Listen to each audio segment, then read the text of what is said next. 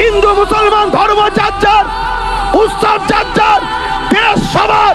আপনারা বলুন, ধর্ম যার যার, ধর্ম যার যার, উৎসব যার যার, উৎসব যার যার, দেশটা সবার। তাই দেশের স্বার্থে বলবো, আজকে কেন্দ্র সরকার একটার পর একটা আইন তৈরি করছে। কৃষকদের বিরুদ্ধে কালা কানুন তৈরি করেছিল। কৃষক বন্ধুরাকে, হিন্দুকে, খ্রিস্টানকে, দলিতকে, পাঞ্জাবি দেখেনি, তারা কৃষক একসাথে আন্দোলন করেছে।